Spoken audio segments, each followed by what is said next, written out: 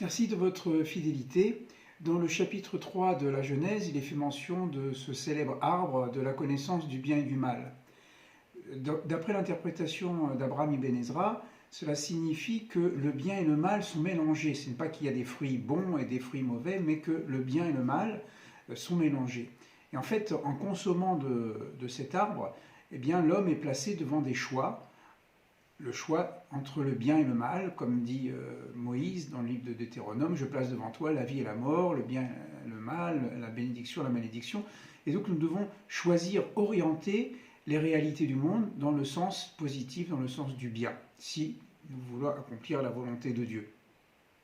Pourquoi je vous parle de l'arbre de la connaissance? Parce qu'une réflexion qui m'est venue à propos du Shabbat. Le Shabbat, et il est interdit de travailler. 6 jours tu travailleras, le 7e jour tu ne travailleras pas. Bien sûr, il faut définir qu'est-ce qu'un travail, mais dans la tradition rabbinique, dans la halacha, on parle de ce qu'on appelle le muktzeh. Alors le muktzeh, ça veut dire ce qui est mis au bout, ketz, ce qui est au bout du camp, au bout de la maison.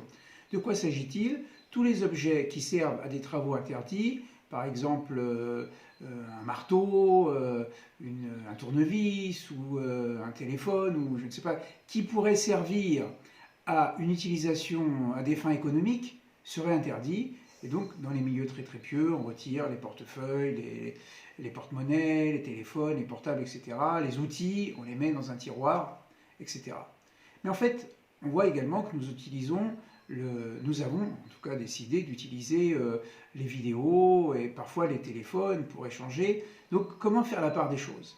Je crois que tout est une question de kavana, ça veut dire d'intention.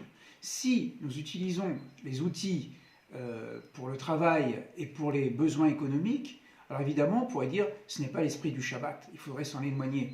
Mais si ces mêmes outils sont utilisés pour rassembler la communauté, pour étudier, pour pouvoir progresser, à ce moment-là, l'outil devient un élément positif. Et je voudrais terminer en donnant un exemple très simple qui se trouve dans la halakha, donc dans le monde orthodoxe.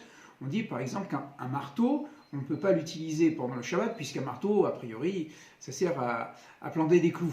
Voilà. Mais, dans cette même halakha, il est dit que si on utilise ce marteau pour casser des noix, à ce moment-là, l'utilisation devient permise, puisque ce n'est pas pour planter un clou, ce n'est pas pour travailler, mais c'est pour tirer une jouissance de la nourriture, et dans ces cas-là, c'est permis. Et bien voilà, je crois que c'est une grande leçon qu'on peut tirer dans notre existence. Quelle est notre intention? Si nous utilisons les outils du monde dans un bien, dans le sens de la bénédiction, à ce moment-là, cet outil est louable, il devient presque un outil de culte pour servir Dieu.